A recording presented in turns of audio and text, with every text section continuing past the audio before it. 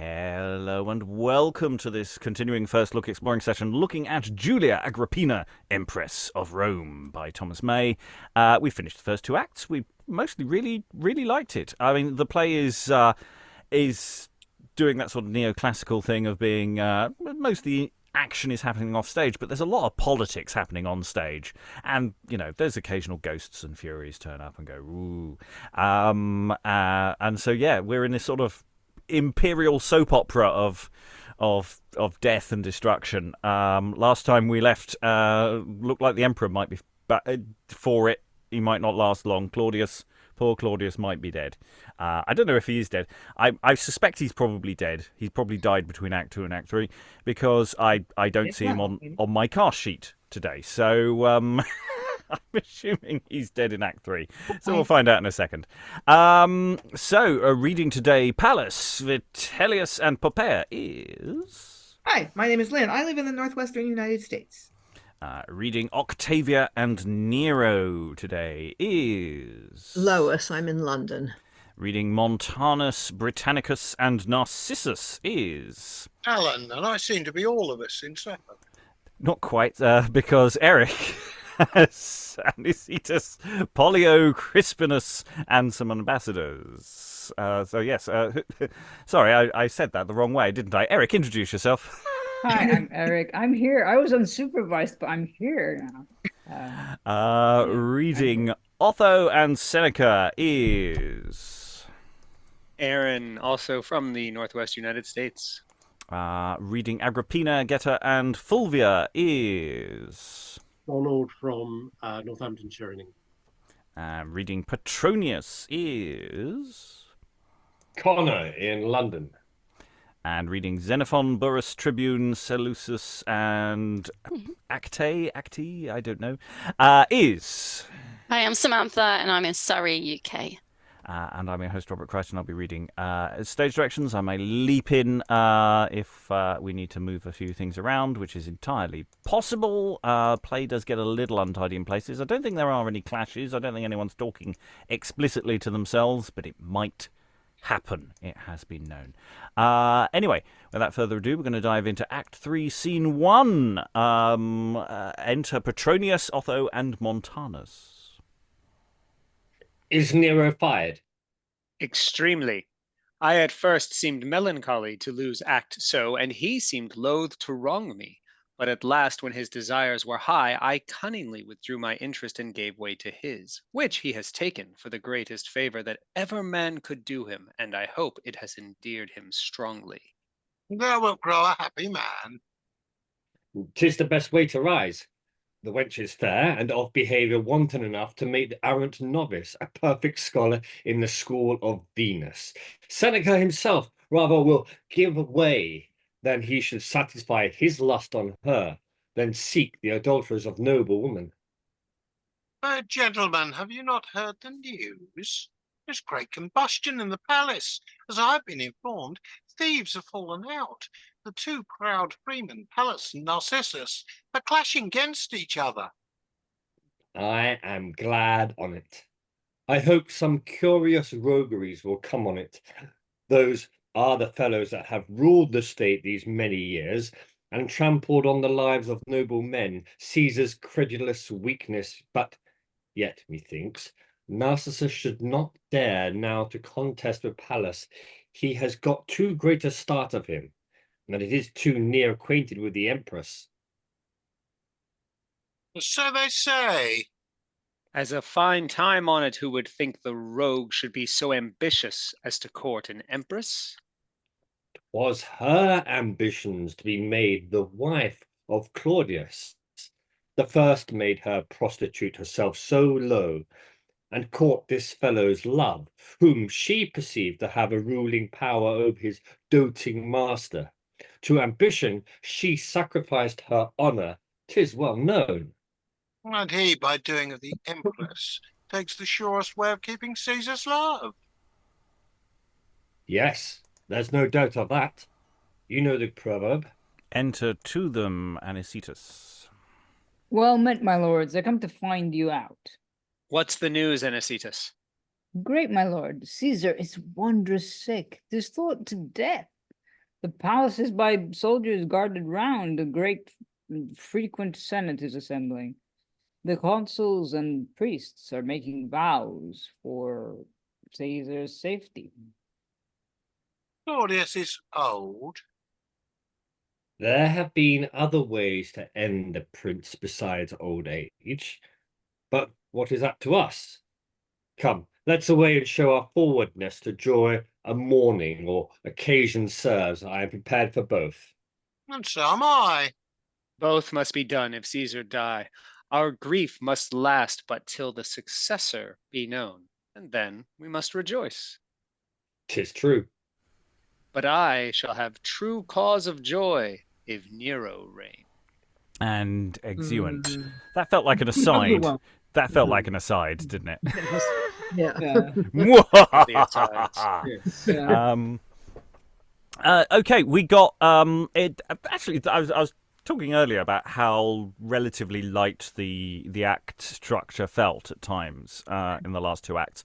Sometimes you feel, the act has a sort of definite unit of action. Actually, this first scene felt like you've just had a 5-minute interval. Let's just recap where we are in the plot. It feels like there's enough of a thought gap, because it was quite useful, wasn't it? It was going, oh right, so the freedmen are at each other's throats. You've got all part of the wider nexus of things, and Claudius is not very well. I do like Montanus's line. Claudius is old. I know this court is full of vipers. He could just be dying because it doesn't have to have a reason. But it's like That line is good too, though. yeah. There are other ways to end an emperor besides old age. Yeah. Yeah. And then what's that to us? Yeah. That's, but yeah, so it's a nice little helpful recap, actually, considering we've had 24 hours since we last looked at where we were, so that was quite useful. Lynn. So does anyone know the proverb? Like somebody's having an affair with the emperor's wife, with Claudius's wife, Agrippina, and somebody says, "Oh, that's the best way to have influence with Claudius," and then someone says, "Oh yeah, you know the proverb." Like what? Well, you do, obviously they do. They know the proverb. I mean, Alan might know. He's got his hand up. Alan, do you know the proverb? Well, the one that comes to mind is Caesar's wife should be above suspicion. Is that a proverb? Yep. Seems All right then. Well, I don't think that's really what they're talking about, though, is it? I mean, Closest to me, they're saying the way to power is into somebody's bed, but yeah. Yeah. Eric. I just like the wait, who's it? It's Petronius who goes, yes, to joy or mourning as occasion serves. I am prepared for both. It's like I have both in my suit or whatever he's wearing. I just feel like he has hats for every occasion. He's prepared. Yeah, he's well, I think you've got to be prepared in this court, haven't you? Because otherwise you're dead. Basically. And this is an introduction for Petronius for us. We've never met him in this play. We've met quite a few people a bit like him. I mean, it is an interesting. Is our journey really necessary with some of these characters? Can they be elided together? Who is his function? It'll be interesting to discover that later on, to see whether we need a new character at this point, or whether we could actually just repurpose some of the earlier ones. Lynn, then Eric. Oh, speaking of characters, we have Octavia in the next scene. I don't want to lose my place by scrolling back to the Dramatis Personae. Who's Octavia? Nero's wife. I think at some point she was married to Nero, but let me have a little. It's Claudius's daughter, Britannicus' sister, and Nero's wife. Right. Yeah, that's right. Nero is in fact Claudius's son-in-law. In-law, yes. That sounds right. Yes. Okay. So he's effectively got an adoptive son in Nero, because he's married Nero's mother. He has a pucker son as well. But of course, royal succession can potentially go through the wife, in sort of logic there as well. So Nero's potentially got a lot of bases covered there in terms of how to replace Claudius in the event that happens. So, yes, Eric. What I like is that it's almost an instant payoff, because like in the previous scene we had, which was the end of Act 2, we had Caesar shall meet his death. If that should fail, so on and so forth, so on and so forth, blah, blah. And then like one scene later, we are being told by a messenger, it doesn't happen immediately, but that Caesar is feeling sick. So maybe even to death. So, I mean, okay, obviously they've acted very quickly, but it does feel like, as you would say, this is a good place to put the interval. Or an interval. I mean, this thing, we're not quite at where we would probably put an interval in a production, but it does feel like that there is a thought break between Act 2 and Act 3. But also moves, it just also could be an argument that just the plot's rollicking along. Look, they've mentioned they're going to kill him. The next scene he's dying, and presumably the next scene he's dead. I'm basically assuming everyone's in black for Act 3, Scene 2. So we shall see. As we will in a second. Let's do Act 3, Scene 2. Enter Britannicus. Haven't heard from Britannicus for a while since he was a bit rude to Nero. Octavia, who we were just discussing, and Xenophon. Will I not see my father ere he die? Good Xenophon.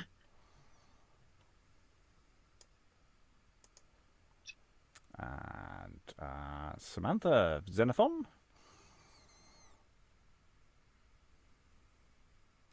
Apologies, speaking into a mic that's not on. Good madam, pardon me. Nothing is now so great an enemy to his disease and as noise and company. He's lately fallen into a gentle slumber. Deep sleeps his fever will not let him take. I'll certify your highness when he wakes and wait upon you. Thanks, good Xenophon. And they exit. A little news report will go straight into Act 3, Scene 3. Empress fading fast. Enter Agrippina alone. I long to hear what favour Nero finds in the Praetorian camp, how Caesar's death is by the soldiers and the Senate taken. Enter Pallas. Welcome, my dearest Pallas. What's the news? Madam, as good as Jove himself could send. No sooner in the camp was Caesar's death divulged, but Burrhus enters to his charge, and Nero with him, who with all the cohorts was presently saluted emperor. Only some few were silent, and a while stood still expecting young Britannicus. But when they saw their expectation was all in vain, and none but Nero came, fearing at last to lose the donative which Burrhus promised them in Nero's name, they joined themselves unto the greater part. Britannicus within the palace here is safe enough for coming forth today. The Senate have scarce heard of Caesar's death, for we concealed it till all things were ready. Now, in a princely chariot mounted high, guarded by Burrhus and the soldiers, Nero sets forth to the Senate house. But having passed the camp, you need not fear the Senate, madam. Pallas, thou wert ever a messenger of lucky news to me, a safe contriver of the highest plots, a happy instrument thou hast deserved whate'er thou hast enjoyed, though thou have tasted that which a Caesar sued to taste, and bought the world in recompense. If ever Pallas had any fire that could advance his thoughts to high and great exploits, he kindled it at your celestial beauty. As from heaven, Prometheus stole that active fire by which he durst himself adventure to create the noblest creature, man. What act on earth, what undertaking should he tremble at, whom Agrippina's favors animate? And what had I been but a piece of earth, cold, dull, and useless, had I not been quickened by your ethereal touch? The happiness of this high day has made thee eloquent. The love of royal Agrippina can inspire the dullest soul with life and language. When the Indalian queen was pleased to grace a shepherd's boy more than his humble thoughts could hope or wish, the ravished tongue forgot the rural language which it used. Oh, Pallas, what a glorious change is here. How is the lowness of our late despair turned to the height of joy and happiness? Quick resolution, well pursued. will cure the saddest state. Go thou and hear more news, while I dispose of things about the palace. And they exit. We'll briefly pause here because within 3 relatively short scenes, we've gone from, oh, Claudius has got a bit of a sniffle. Claudius is fading fast. Claudius is dead, and we've just organised a palace coup. And, it's not quite a full-scale coup. They've made sure that in the previous acts of the play, they made sure their man was in charge of the Praetorian Guard, so the army is all absolutely on side, apart from 1 or 2 very quiet people who probably will get executed. And they're pretty. They're sitting pretty here, aren't they? They're doing well.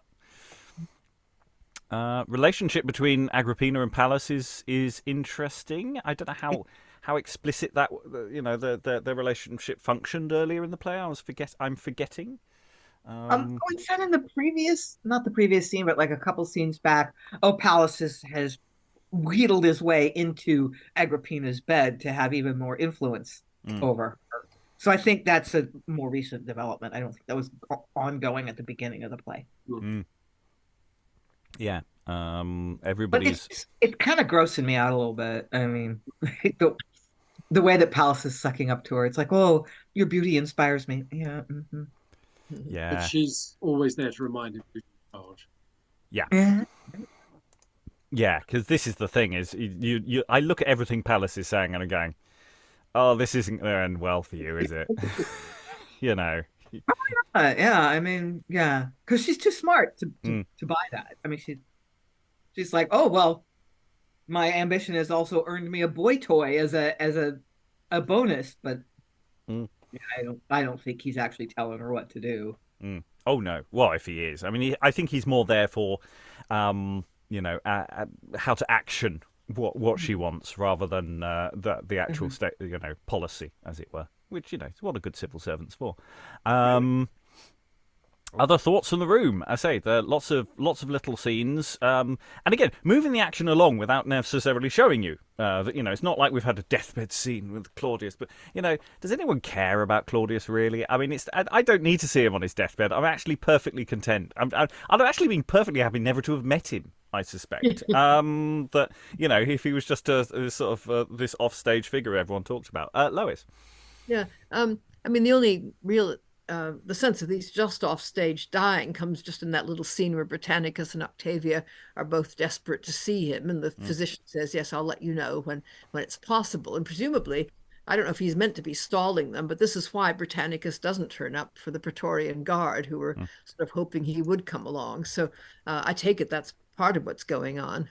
Yes, did we have a mention of Xenophon earlier? In terms of being part of the strategic action, I recalled his name coming up, and you're just sort of thinking that everybody's made sure that this is very well stage managed. I mean, this is the important thing about all of what's going on here: the stage management of all of this. Alan. Yeah, well, I think Agrippina said in the previous scene that Xenophon is firmly in our camp. We bought him outright. Words to that effect. Yeah. Okay, well, the action's flying along. Act 3, Scene 4. Lots of people come on stage. Hopefully there are no clashes. Enter Pollio, a consul, Vitellius, Seneca, Otho, Petronius, Montanus, etc. May all the gods accept our sacrifice and be propitious to the vows that we have vowed for Caesar's safety. Let the great divine and sacred Nero Claudius, the care of heaven, sole ruler of the earth and Rome's high father, not forsake his world so soon to increase the number of the gods. Enter Burrhus. Hail to the consul and to his sacred senate.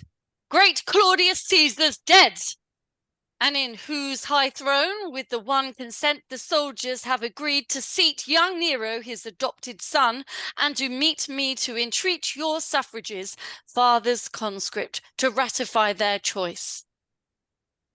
Let not young Nero's years disparage him, nor trouble you, since happy precedents may well be shown, grave fathers.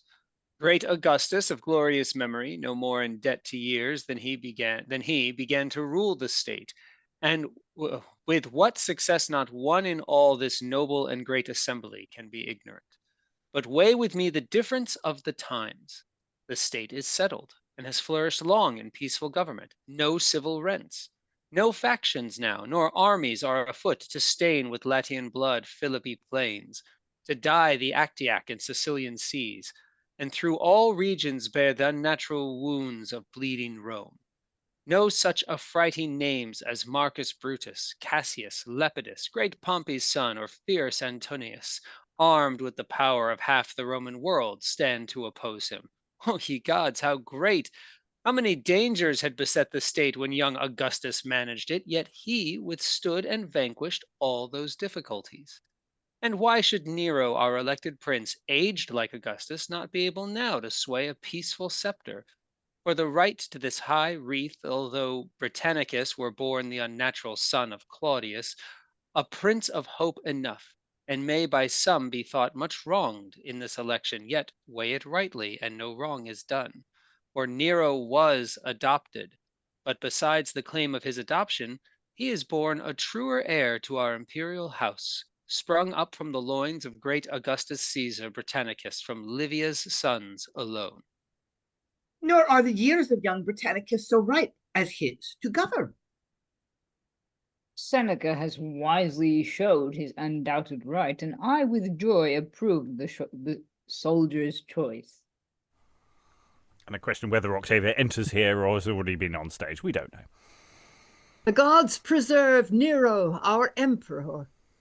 Now is the height of all my wishes reached. Enter Nero with Tribune.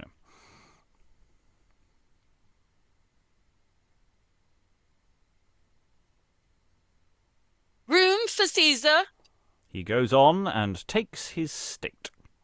Hail Nero, Caesar. Hail, great emperor. Ever Augustus.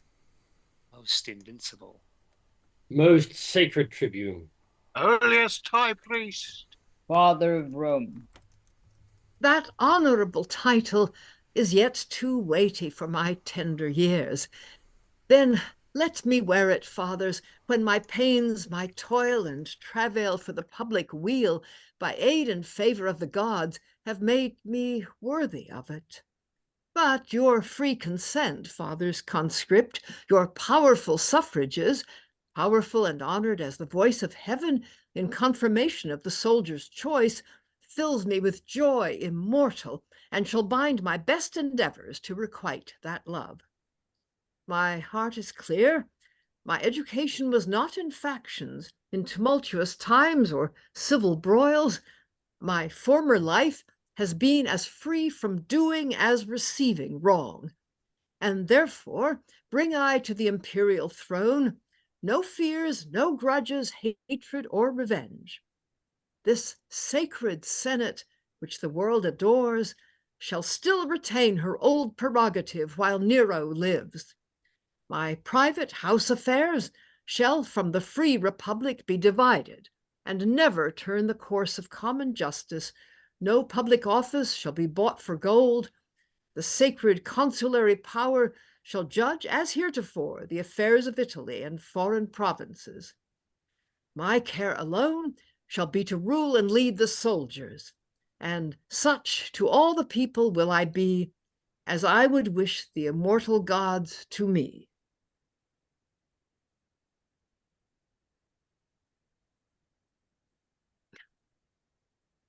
Vitellius is sadly muted. Awestruck silence. Vitellius is stupid. O speech most worthy of Jupiter himself, worthy for ever to be registered in brazen pillars for the world to read. Let public thanks by Senate be decreed to Caesar's grace and goodness. No, Asinius, let me deserve them first. First give me leave what I have promised to perform in deeds, that then, if thanks or praises be bestowed, they may be judged as due, and better crown your own true justice and the prince's merits.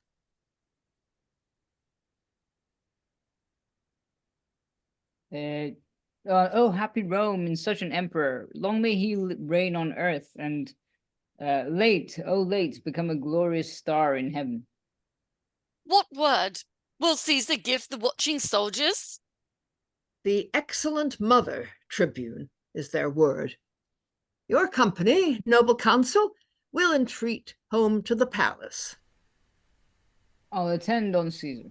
And pretty much everyone exits, apart from Otho, Petronius, and Montanus. Prince has promised fair. Our Seneca that made the speech for him have been to blame. Well, let him speak as Seneca instructs in public. Still say I know his heart, and secret thoughts better than Seneca shall ever do. And there are jovial days a-coming, gallants, say I prophesy. Will it be lawful to eat Libyan mushrooms and British oysters without being cited before the censor? Yes, courteous, and to whore for vacuation after them. Those gifts will be court virtues. Come, the prince is hopeful. What I might have the bringing of him up? If I can help it, thou shalt have a share in his tuition. Enter, we infer, Anicetus. Welcome, Anicetus. Anicetus, is it to me you come?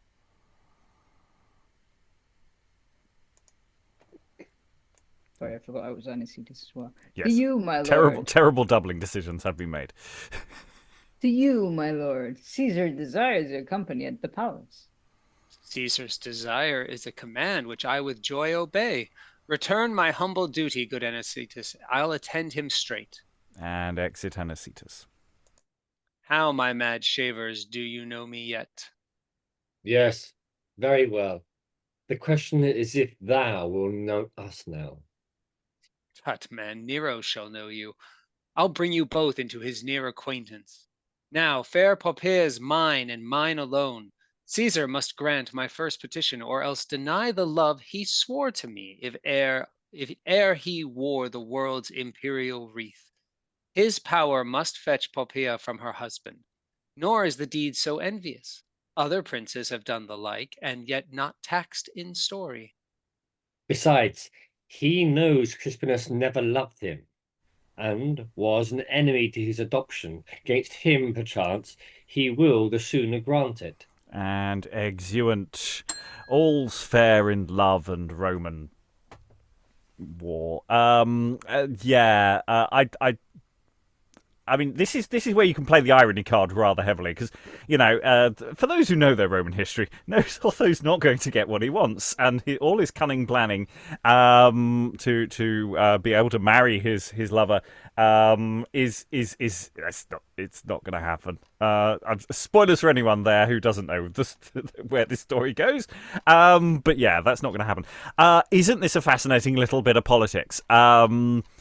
We've got Seneca, who is, was Nero's tutor. He has clearly written this event for him, considering what Seneca was doing earlier in the scene about the book, in earlier acts. It's quite interesting how involved he is in this particular bit of political theatre as the warm-up man, and then also presumably the one who wrote all these noble things for Nero to say. Because, Nero comes across quite well here. I mean, he's going to be fine, isn't he? Because he's a lovely guy. He's not going to get too involved in politics. He's just going to keep the army ticking over and, all these nice things that you're all going to enjoy. I think he sounds great. Actually, on a historical note, I think he started off actually fine. It took a while for people to dislike him. And there were all sorts of questions about how bad he actually was as an emperor, and how much of that was just sort of political slander going on, which is always the problem with Roman history. There is so many different people who all sort of hate each other. It's very difficult to figure out what the woods and the trees. Anyway, Lynn, then Alan. Well, history aside, by the early modern period, Nero had a terrible reputation. So that's what.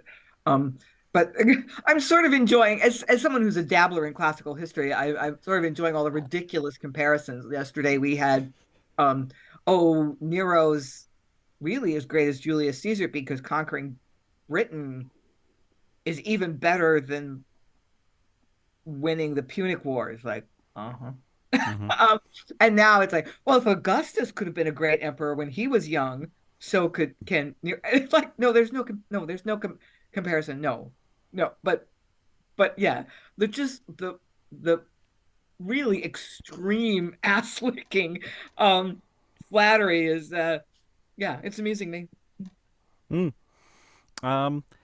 Just a note on: will it be lawful to eat Libyan mushrooms and British oysters? I mean, Missed that. I wasn't sure what to make of that. I mean, I was assuming the mushrooms was perhaps a reference to poisoning or something, but then it went into before the censor and British oysters, and I wasn't really sure where that was going. I'll go briefly to Lois before I go to Alan. Yeah, well, I don't actually know much about Claudius's regime, but was it particularly ascetic? Did they have all sorts of rules against luxury and luxurious eating? It might have been. Certainly the court might have been, because he had a particularly bad digestive tract, as I recall. So because he wasn't a very healthy man. So maybe within the court it was a bit more. I mean, I'm not sure when Messalina was hosting whether it was. Are the oysters not a metaphor? Well, they're aphrodisiacs, aren't they? Yeah. I'm thinking more of like the... Yeah. So, yeah. But yeah, it didn't quite land for me as precisely what that bit was doing. I worry about clarity. Anyway, Alan.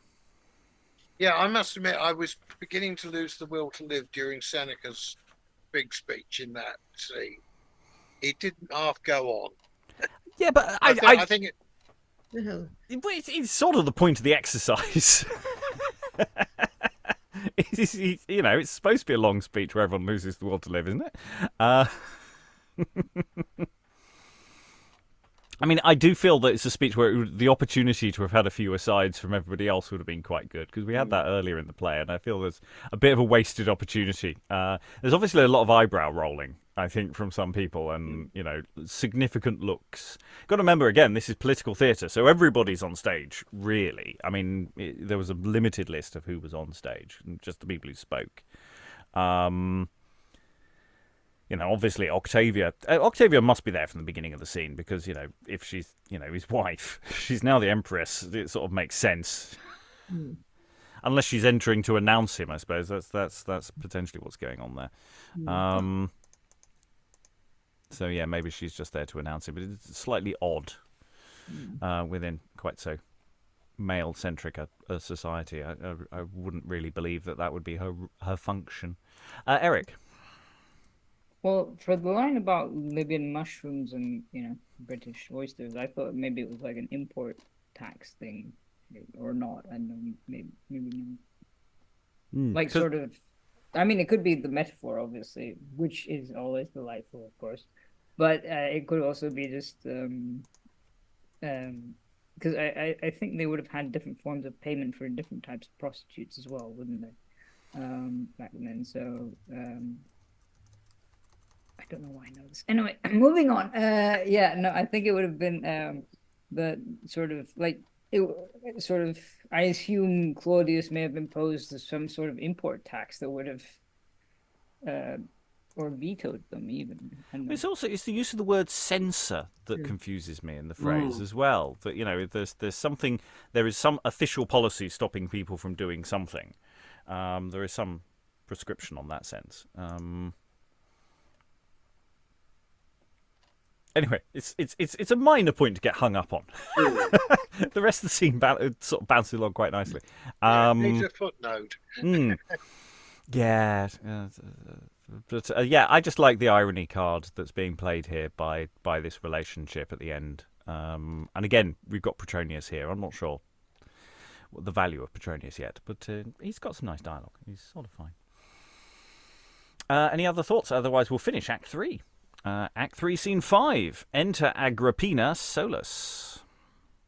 This is the day that sets a glorious crown on all my great designs. This day declares my power and makes the trembling world know that Agrippina only can bestow the Roman Empire and command the wheel of suffering fortune, holding in her hand the fate of nation. Is there not a name above Augusta to inform the world how great I am? What Roman deity shall I assume? The petty goddesses would all resign. They blushing think their styles and altars are too mean for me. Lacinian Juno should be proud to share her glories all with me, and think her power graced with my fellowship would brighter shine.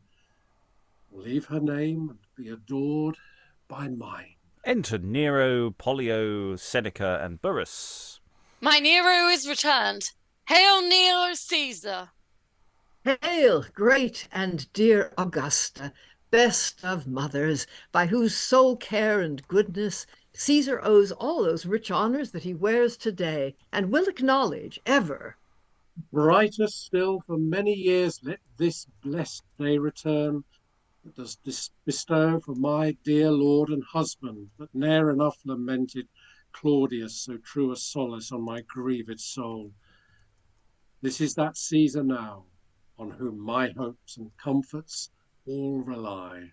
This is that Caesar who, in obedience and true filial love to Agrippina, will forever strive with virtuous emulation to excel her most admired and exemplary goodness.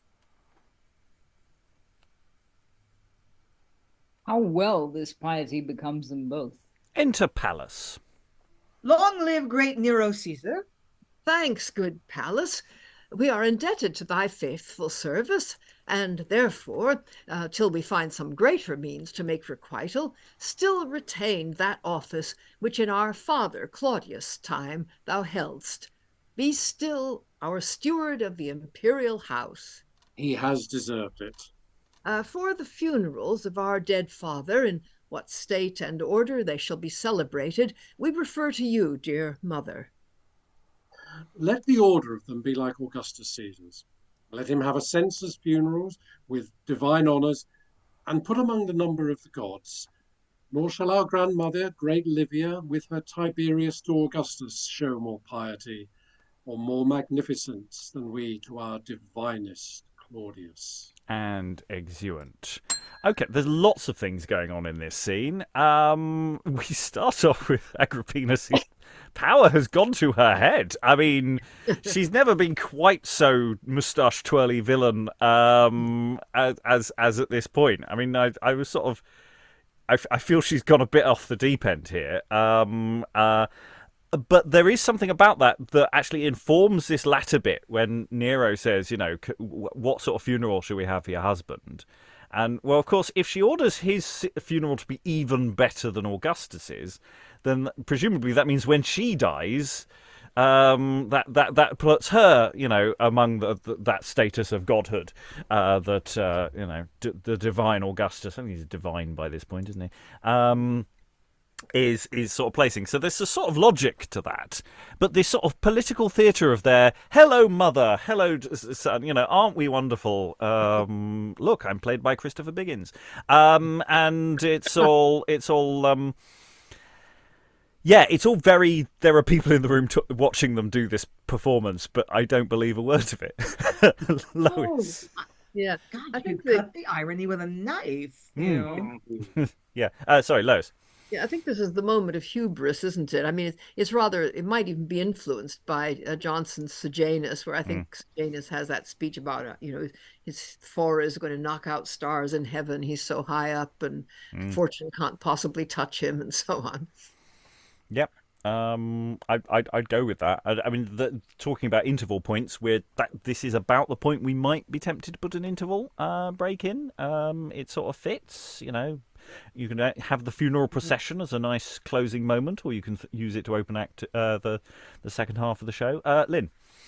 Yeah, I mean, if you know the history, I wonder if in this little monologue that Agrippina has at the beginning of the scene, it's supposed to make you think, you know, if she just kept her mouth shut and been content to be the power behind the throne, her son might not have had her murdered. Oh no, she'll be fine. You know, she's going to live a long and happy life. You know, it's all going to be okay. I have natural causes at a ripe old age. Yeah, absolutely. Doesn't get murdered at all. It's not a murdery play at all. Okay, Eric. I do like how kind of it doesn't sort of okay. It assumes some historical knowledge, but it doesn't assume that you know what's going to happen. Which obviously it does, in that you got told by the ghost at the beginning in Megara, but that's about it. If you don't know pretending you don't know the history, because I didn't really know the details, but I know the important stuff, like not surviving and all that. I like the way it's set up as a sort of, this is a historical story, but it's also told as a story. It's not told as a neoclassical drama, which must happen off stage because it is too dramatic. Well, yeah, I mean, it is not assuming the audience knows everything. I mean, it is explicating the major plot points as it goes along. I think there are a lot of Easter eggs in this where someone gets a mention somewhere and you're going, do I need to know that? Do I need to know that? And it's like Caractacus got quite a lengthy chunk last session. I don't think that's going to be relevant. I mean, there are ways you could make it relevant. I don't think this player is going to make it relevant. But you never know. We don't know. It might happen. It might happen. It might still happen. It won't happen. Any other thoughts before we go into Act 4? No. Okay, Act 4, Scene 1. Enter Narcissus and Geta. If we be bound to think the gods consider this human world, why are we not as well bound to believe the greatest members of it, on whom the fates of all the rest depend, should be their greatest care? Why should the gods extend their narrow providence and show their powers in woods, rural villages, yet think the imperial family of Rome not worth their care at all? For if they had, where slept their justice when great Claudius was murdered by his servants and his wife? And they adored and honoured by the state for acting that accursed deed. Right can all the subject world receive from thence. Good can dwell upon the earth with safety.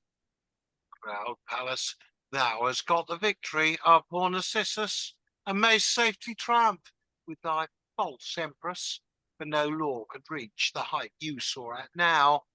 But yet take heed, that very crime, the same impiety that aided you in your foul enterprise to vanquish me and justice on my side, may one day pull you down. Alas, Narcissus, too truly, Rufus, thou and I foresaw this fatal storm against Claudius' woeful house. Britannicus is now the object grown of all men's pity. In the wrong he did unto his hopeful son, he needs must see his own destruction woven. But if Claudius, when I detected all their plots to him, had been of nature quick and resolute, he had prevented all and scaped his murder. 'Tis certainly was poisoned. Rome itself, I fear, will rue that sad adoption, and the wrongs of young Britannicus will bear too deep a share, while the fierce rule of Agrippina lasts.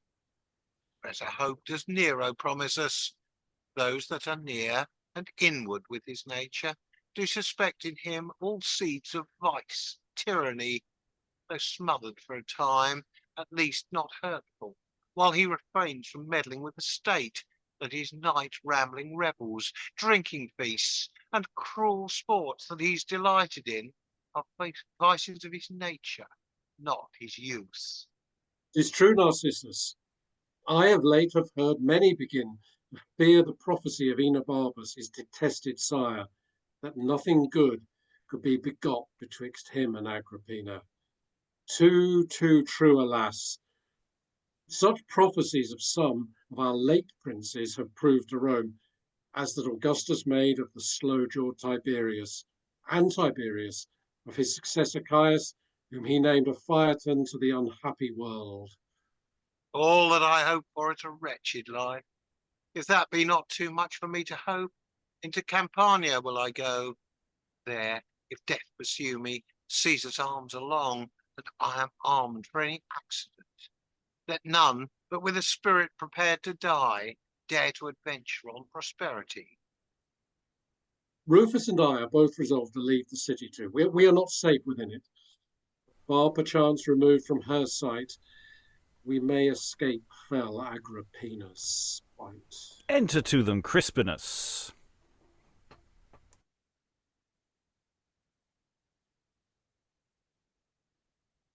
Ah, Lucius Geta, I am now enforced to that retirement which we lately talked of, because my danger moved me not before, fresh cause is given me.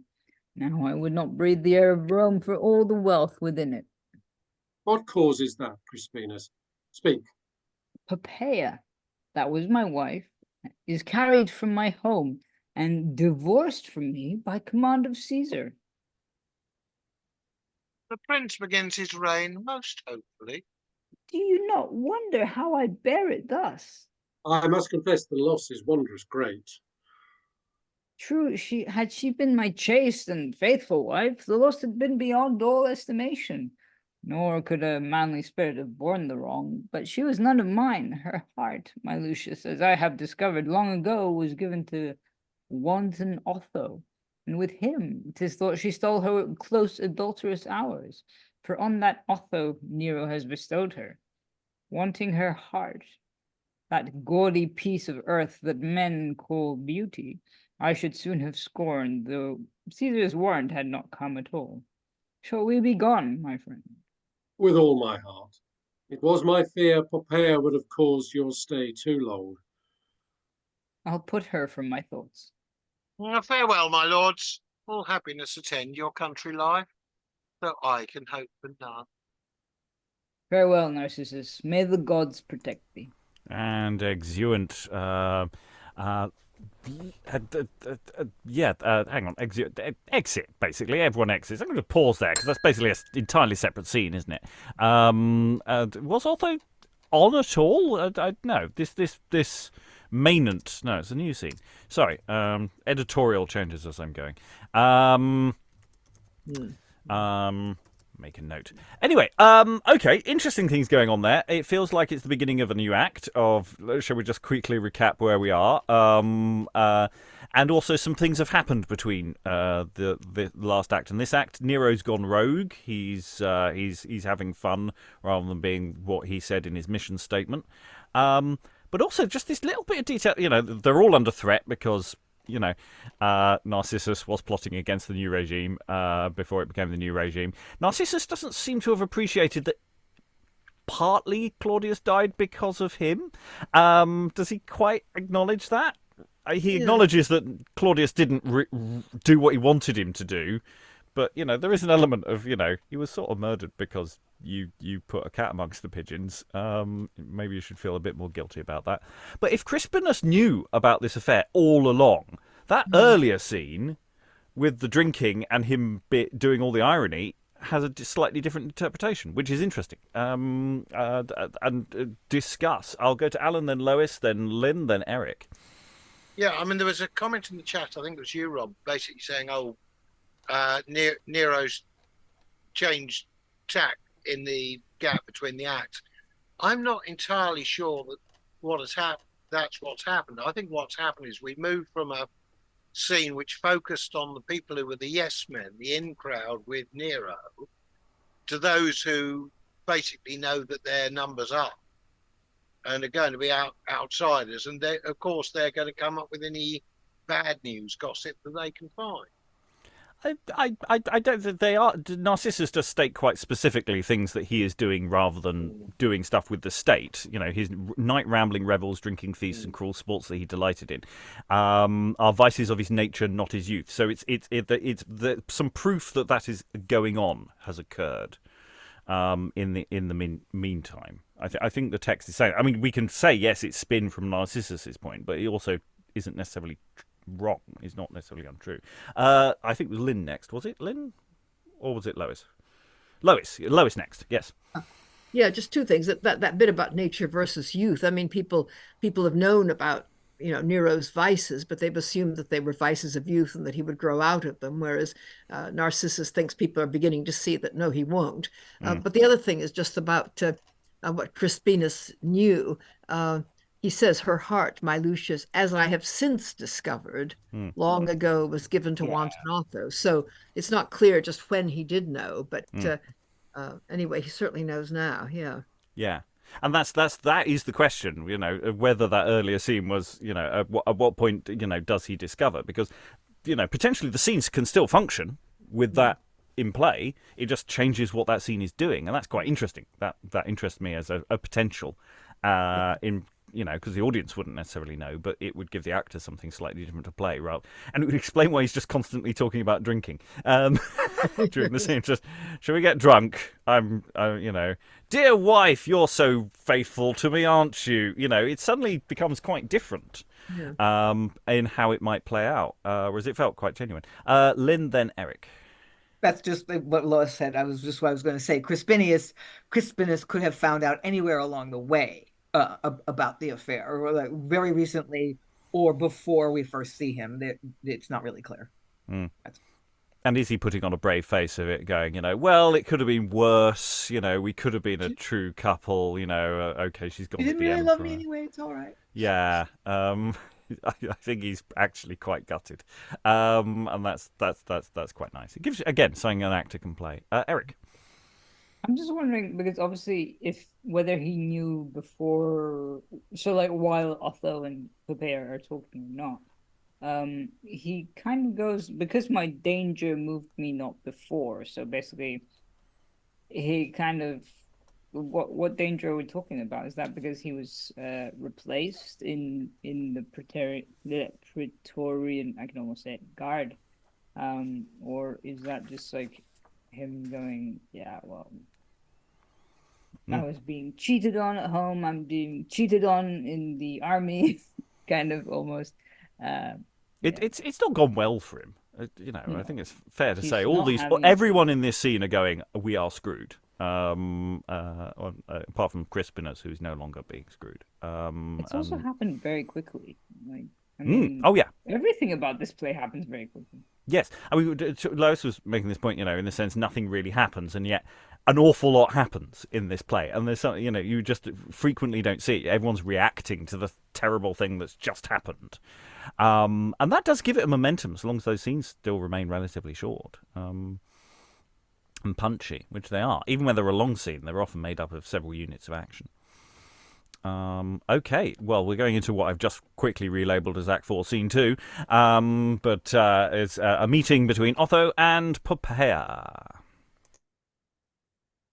Thus greatest monarchs oft have given away what they themselves ne'er saw, nor e'er knew how to value truly. Nero has bestowed a gift unknown on me, which I, that taste how sweet it is, would not again forego for all his empire's wealth. Nor would I change my Otho's love for great Augustus' state. There to enjoy where both extremely love is such a happiness, as I have heard some do observe. It seldom does befall a married pair, or if it do, that bliss endures not long, so envious are the fates. But that's a dream, my love, I do not fear. Thou needst not fear Poppaea's constancy, though Caesar were thy rival. Sweet, I do not. I dare not wrong thy truth, or take so much from mine own happiness as to suspect thy constant mind at all. But Caesar's power is of extent as large as man's desire. 'Twas that made thee mine, and naught but that gave can take my happiness away. Thou hast a face, Poppaea, that would clear a ravisher from guilt, that would excuse the treason of a friend and make my wrong no stain to Caesar's honor, though the gods or Cato were his judges. Caesar would not. He loves thee well. Besides, a noble mind would scorn to taste the fruits of force of love.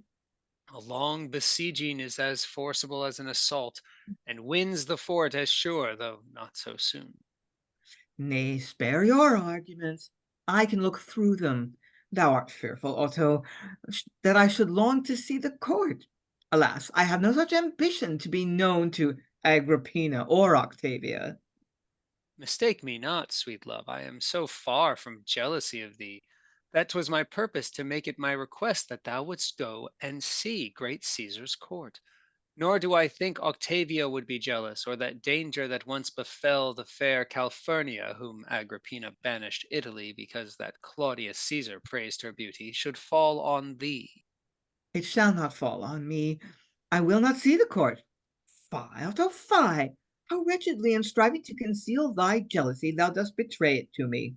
Why dost thou tell me so of Caesar's power, Octavia's wrath, Calpurnia's banishment through Agrippina's envy. 'Tis thy love, better than all these subtle tricks, will keep my thoughts at home. It shall appear to thee I do not fear at all, or if I did, 'tis not the failing of thy constancy. Enjoy what freedom thou desirest, Poppaea. Now for a little while excuse my absence. I must forsake thee, though unwillingly. Caesar, I fear, expected my return long before this love has beguiled the time, and made my stay seem shorter than it is. But I shall think till I return again, the hours are long. Till then, farewell, Poppaea. And exit Otho. I find his fears already. My estate was better far before Rufus Crispinus was grave, and knew not wantonness enough to make him jealous as this Otho does. That too unlawful love, when I was showed to Otho, is the mother of these fears.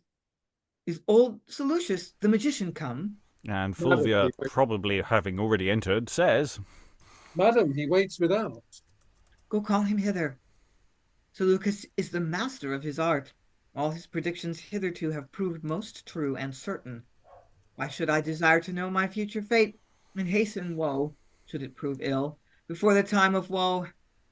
But 'tis a longing I cannot check.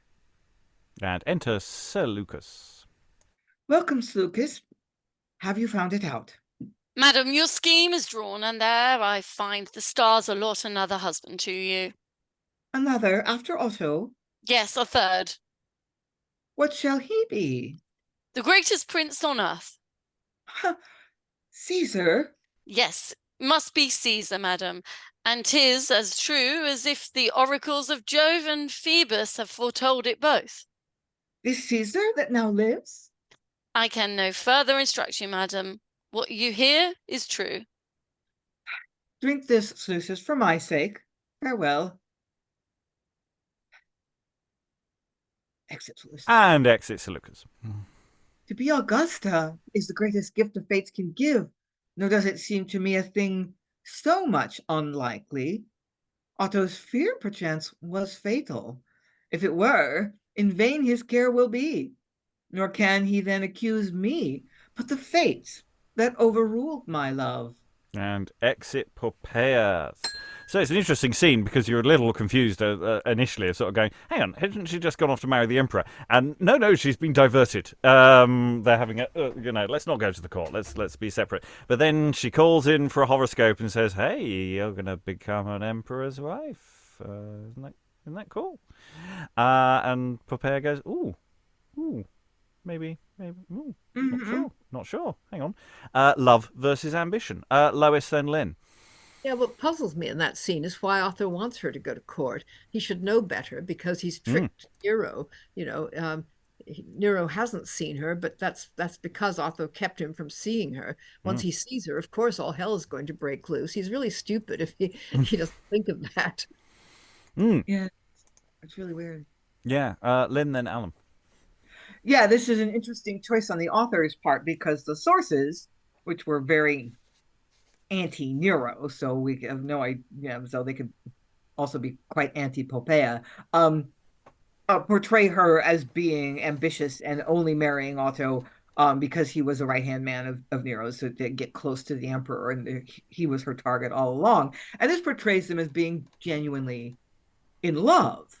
So that's an interesting choice. Sort of makes her less cynical and less evil, and kind of has in a more morally complicated position. It also has the effects of making Agrippina sort of uniquely awful. Like if Poppaea were also ambitious, that would steal a little bit of Agrippina's thunder.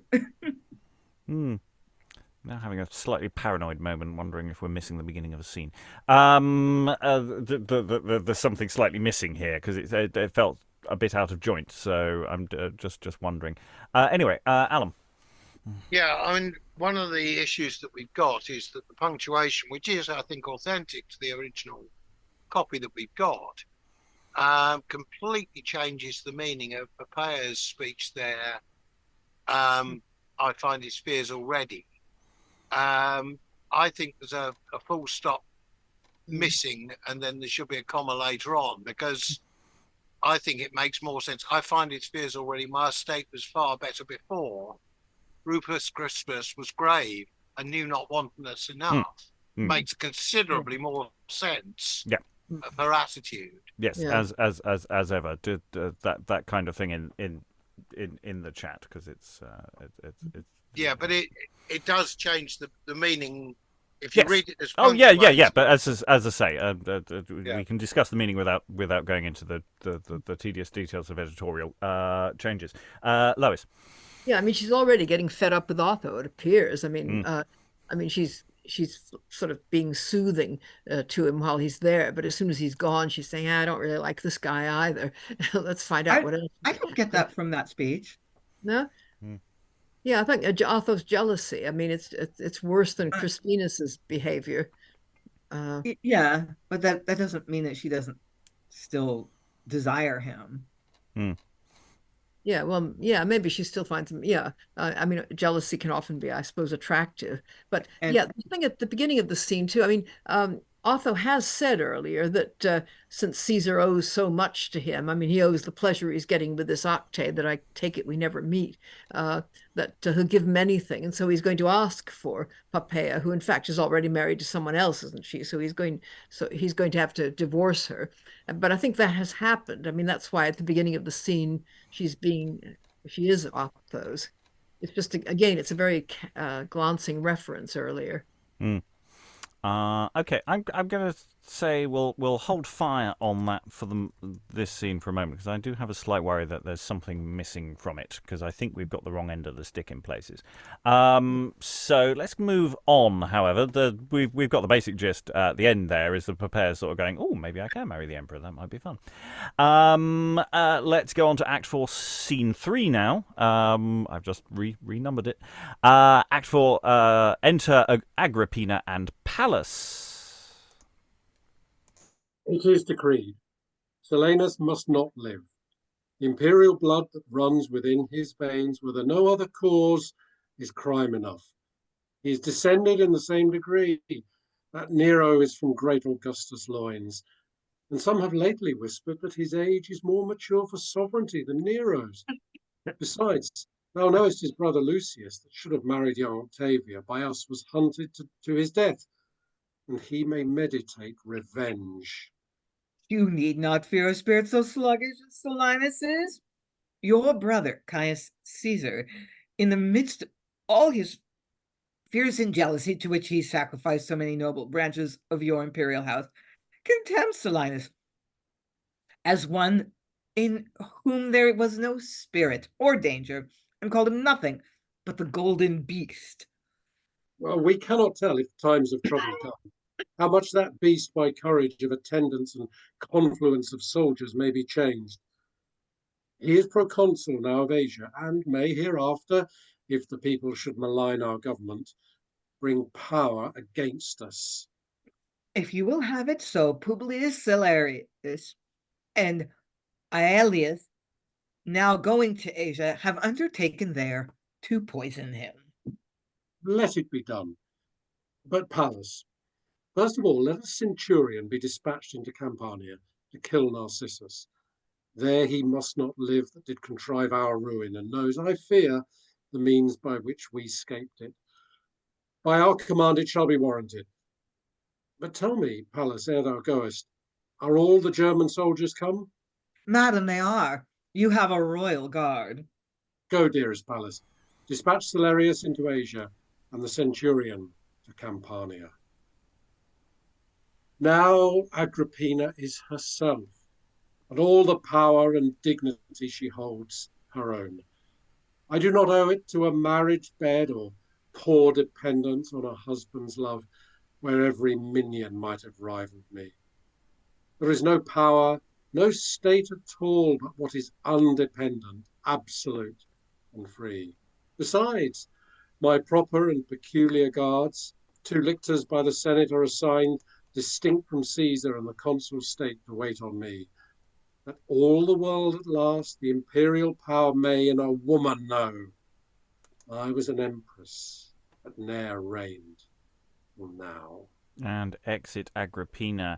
I mean, what's interesting about this Act 4, what it seems to be doing is that it's just happily unraveling all of those political connections that we had earlier. It's like all of those political decisions made at the beginning of the play when Claudius was alive. It's like, we should do this, and then the reaction to that is, well, we have power now, so you didn't like me and you didn't, so let's kill this guy over here, let's take that, so that what we're seeing is almost this pivot point of, now that someone has power, what does that, where do they go from that point? And in Agrippina's case, it's very homicidal. I mean, she was quite homicidal at the beginning of the play. Just remember, there was a severed head brought on, so she's well on that line. But also, Poppaea has this sort of moment of, power. Actually, maybe power's quite nice. There's little things about what power is doing generally, as well as what is happening specifically. So once again, a nice short scene. People are going to get killed. Things are moving forward. Thoughts from the room? I think it's interesting about the power that she articulates at the end is the fact that it's entirely of her own making. She's not dependent on anybody else. She's not dependent. I mean, everybody's sucking up, but in her view, this is self-produced, as it were. That she's entirely a product of her own brilliance and genius. Yes, I made all this happen. This is all me. And in terms of maneuverings, she has a point. But the problem is, the power that she's assembled for herself is partly dependent on not appearing to wield too much power. The moment you appear to wield that power and go, "Mwahaha, look how powerful I am," that's the point when the power starts to potentially be, fade away or be undermined. So that's a. Well, she can control herself, really, isn't it? Yeah. Yeah, it's not necessarily going to go well. Other thoughts? I mean, she really is. She's not very subtle this half. I thought. I mean, she wasn't necessarily subtle in the first scene we saw her in, but I did also feel those. Whereas this is sort of feeling a little more two-dimensional. Eric. Yeah, I just like how she goes, now Agrippina is herself. It's like, finally, I get what I deserve. With a hair flake or something, I don't know. It just feels, I like the confidence. I mean, she's obviously confident from the beginning because she's plotting and everything, but it's like sort of this moment of, I don't know, realization, not even shock. But just like since they can't, I can't lead. I will definitely sort of enjoy this moment. Any other thoughts, Lois? Well, it's just that the power now is vested in her son, and she thinks erroneously that she will be able to control him. It's different from your husband, or and being surrounded by courtiers who are experienced schemers. She thinks Nero is young and naive and no problem. Boy, is she wrong. Yeah. Yeah. Sand. Always building power systems on sand. Okay. Well, let's see what's going on in the court. Oh, Eric. Well, also. Because when we as actors, we often talk about having something to play, like a desire or a want or an objective. So it's kind of like, well, what do you do once you get it, or think you get it, basically. So this is her moment of I have achieved it. Now what? Yeah. Where do you go from this point onwards? Okay, Act 4. I'm calling it Scene 4 now. It'll be still Scene 3 in your scripts. A banquet. Enter Nero, Britannicus, who's not dead yet, Otho, Petronius, Montanus, and Acte. Come, sit, my friends. They here are freely welcome that bring free jovial hearts. Far hence be all sad looks, sour gestures, and censorious thoughts. They fit not Nero's table. Kiss me, Acte, and smile upon the feast. Caesar's command is warrant strong enough. And thou shalt find no rigid Catos here. True, great Caesar. Let such sour scary sit at home, and write against the pleasure of this happy age dull satires, such as water or the lees of Tuscan wine beget. Let them admire those old Petronius times, when Curius fed on leeks and onions, when Fabritus feasted the frugal senate with hung beef and rusty bacon, and in earthen pots drunk small Etherian wine. Let them be still such as themselves would make themselves unworthy to taste the plenty that Rome now enjoys. Why did our famed ancestors so far extend their conquering arms and strive to get the riches of the world, but that their nephews might now enjoy them? 'Twere ingratitude to their rich labours should we scorn to use what they have got, or if the use of it in us be riot, sure 'twas avarice in them that toiled so much to purchase it. Which of those rigid censors that declaim against the vices of the times and tax Rome as luxurious, now would call it virtue in a rich citizen, whose storehouses were fraught with the best provisions, his chests crowded, his cellars full of rich Campanian wine, yet he himself to drink the coarsest lees, to feed on acorns, pulse, and crabs, to wrong his nature and defraud his genius. 'Tis said the Furies keep pined Tantalus from tasting those delicious fruits he sees. Such would the Roman virtue be, should she affright her sons, the masters of the world, from tasting that which they themselves possess. 'Tis true, those former ages were most frugal. We thank them for it. The better is our fare. Let those that list now that when they have no need, still imitate and boast their hungry virtue, whilst we poor sinners are content with pleasance, numbered in hens and Libyan purple wings, wild goats, boars, hares, thrushes, and mushrooms, oysters and mullets, and such vicious meats. Fill me some wine. Montanus, melancholy and silent now? Caesar, I was but listening to hear Petronius' good morality. Otho, I know, cannot be melancholy. He is a bridegroom, and but new possessed of that fair treasure he hath courted so long. Well, Otho, I must have a sight of fair Poppaea, such I know she is. She is unworthy of great Caesar's sight. Around. Go, Anicetus, bring the lots, because that no respective power shall let the freedom of our mirth. Whoever draws the longest cut shall be our king tonight, and be obeyed whate'er he shall command. I will resign my chair to him. Come, draw. Enter Anicetus, and they draw. 'Tis I that am your king. I shall believe that fortune has her eyes.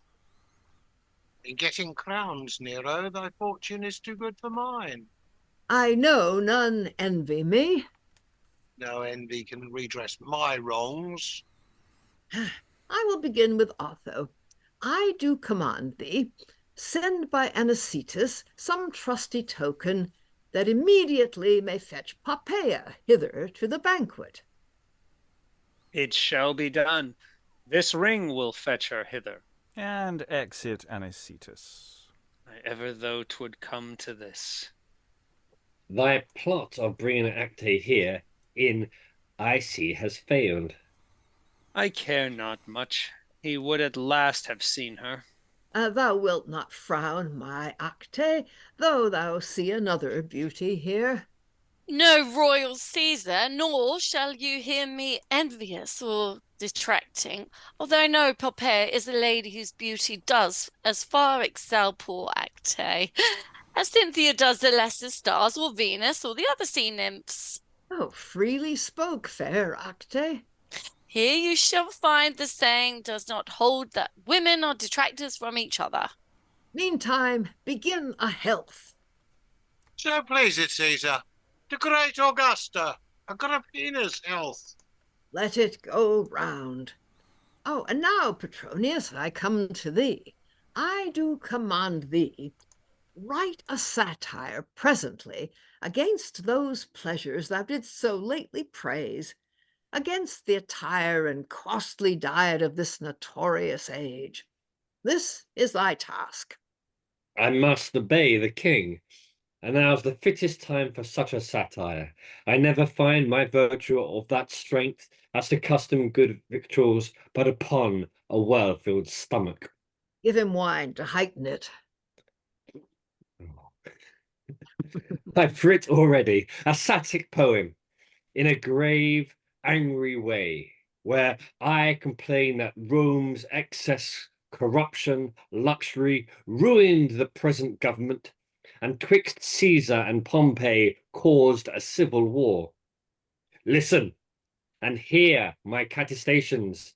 Now all the world victorious Rome had won, all lands, all seas, the morn and evening sun, nor was content. The oceans furrowed o'er with armed ships. If any fair hid shore or land that were, whence burnished gold was brought, it was their foe. By impious war they sought, fates fitted so, for wealth, all known delight, thy scorn, and vulgar bare-worn pleasure slight. Pearls in the Assyrian lakes the soldiers love, bright polished earth in hue with purple strove. The Media marble brings the Scythian yields his early fleece. The Arabs spoil their fields, but see more ruin yet and greater wounds of injured peace. The Maurian grounds and Libyan Ammon's fairest woods to get wild beasts are searched, whose teeth a price must set upon their death. Fierce tigers fetched from far and stalking stately on the theatre are fed with human slaughter to delight. The people's eyes, after the Persian rite, alas, I shame to speak it and display the ruin threatening fates that cut away manhood from growth of spoiled youth. For venery, softening their nature to keep back thereby, in spite of time, their age herself in kind abused nature seeks, but cannot find. They dote on catamites, weak bending hams, unnerved bodies, and 1,000 names of new attires, loose hair of men in whom all man is lost. Lo, slaves from Afric come, and rich citron boards, bright purple, which to view causing the sense bear a gold-like hue, a wanton train in wine and surfeits drowned, the far-fetched table do encompass around. The wealth that all the spacious world contains by lawless arms the roaming soldier gains. Their gluttony grows witty, gilt heads caught at sea, alive to their tables brought. No more, my furious satirist. Thou hast chid the times sufficiently. If you be pleased, I have obeyed. Well, I perceive, Petronius, a man may write a satire, and yet be no Scaurus, Curius, or Fabricius. A satirist should be the contrary, and know those vices which he means to tax. Brother Britannicus, thy task is next. Stand up and sing a song. Give me some time. Cannot do it extempore. What subject? Oh, choose that yourself. Then give me leave to sing mine own misfortunes, how I came to lose the Roman sceptre. How? That will not fit a feast of mirth. No, let them laugh that win. A good smart youth. This must not be endured. I must be freed from this continual fear. Then be excused. Be merry, gentlemen. I wonder Anicetus stays so long. Enter Anicetus with Poppaea. But see, they come. Is this Poppaea? Though, Is she, great Caesar? wonder of her sex, bright paragon of Rome. All beauties yet that I have seen have been but foils to set a greater lustre on this star of light. His eyes are fixed. His changing looks do speak a depth of passion, or my jealous fears dazzle mine eyes too much.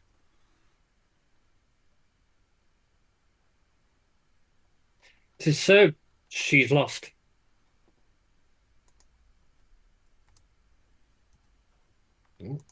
Haven't you got any more lines? Yeah, I think your sound or Yeah, something sorry, went wrong there. her page went down. If ever lady were a tennis ball, 'tis this. She's banded so from one to another. Must then another reap the envied fruit of my injustice? Must Poppaea be my crime that took her from her other lord to be his pleasure? Is great Caesar sad? No, Otho, still she shows more fair and fair. I cannot check my love. Sit, fairest lady, and with your lustre grace our feast. I see thou art a most incomparable judge in beauty, Otho, and were I to choose a wife again, I'd trust no eye but thine. Would I might serve you, sir, in anything. But tell me thy opinion in one question. Which dost thou think the noblest in a prince? If he would use his power and do an act that may be thought unjust, to do it for friendship or satisfaction of his own delight? Sir, had you made the case a private man's for the delights of princes as themselves we must count sacred, I could soon resolve it. Let it be so, for 'tis the same in justice. I think it noblest then to do it for friendship. For friendship ever was held honorable, but satisfaction of our own delights a thing of weakness rather than of honor. I see his draft. Augustus Caesar, then, and I, by power, have done the self-same act. But in the cause I have excelled Augustus, for he, to satisfy his own hot love, from Claudius Nero took fair Livia. I from Crispinus took a brighter beauty, to show myself no lover, but a friend. Do not mistake me, Otho, and suppose I do repent the favour I have done, I know 'tis well bestowed. 'Twas such a favour that I confess great Caesar, as no tongue can be enough expressive. So 'tis hard to find a heart that's large enough to pay sufficient thanks in thought, but pious men have still acknowledged that no thanks of ours can equalize the bounty of the gods. And princes are like them. Should I think less, I should both wrong the giver and the gift. In valuing her aright, thou show'st thyself as wise as just. I wish thee joy of her. But, fairest lady, since it was so late before you graced our feast, I cannot think that I have entertained you yet at all. The scene shall therefore change. Another room shall bid Poppaea welcome to the court. And exeunt. Lots of things going on here. This is a very odd scene. It's quite an interesting scene. It's doing lots of things. Randomly see, I get the impression Thomas May was reading the Duchess of Malfi the night before. There's a bit where there's these random semi-quotes appear in a couple of paragraphs, and I'm sort of going, hang on, there's nothing to do with this scene, but it's odd that these verbal echoes come out of nowhere. We've got a big drunk revels scene sort of going on here, playing Master of the Revels. We've got Petronius's fabulous oration. Yeah. A lot of this is, of course, a gap so that they can go off, find Poppaea and bring her on. So you need a certain amount of stage time and stage business. Petronius is presumably playing a sort of dangerous game throughout this. There's a lot of question of how much of what he's saying is asides as well at times, and other people as well. And then we get this bit at the end where they bring in Poppaea, and Poppaea doesn't say a bloody thing. Yeah. Which people have been commenting in the chat is just how this is two men pretending that they think this situation is fine through gritted teeth, and Nero is obviously not a happy bunny about where he's publicly left here, And yeah, I don't think Otho's going to have a great time. I can't see things going well for him. Thoughts? Because there's a lot in this. This is a massive scene doing a lot of stuff. Lynn? Yeah, I was very struck by the fact that Poppaea is brought on stage. It's kind of a show animal and doesn't say anything, which does create some really interesting opportunities for the actor playing Poppaea. Like, how does she respond to this situation when Nero is obviously powerfully attracted to her, and she's been told by prophecy that she's going to end up marrying him? And is she afraid? Is she looking forward to it? Does she like put her poker face on and not respond at all? Then, I mean, you've got some important choices to make. And we were talking yesterday about the fact that this text would lend itself pretty well to an audio production. What do you do with a character who's supposedly in the scene but has no lines? Does she like start to speak, make little noises like so that we have occasion that she's actually there? Or does she start to speak and the men interrupt her? And there's so many possibilities. Yes. I think for an audio iteration, I think she just needs to keep saying Caesar a lot, or whoever she's talking to, and I think the poker face thing is interesting there because, in a sense, she's still technically publicly bound to Otho in this context here.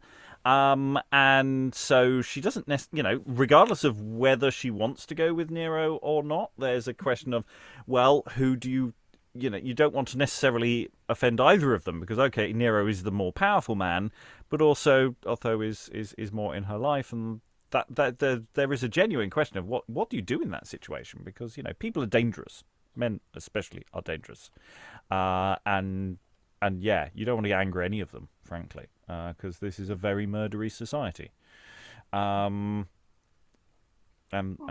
other things there. Anyone like Petronius's lovely speech? I thought it was great. Yeah. Really, I mean,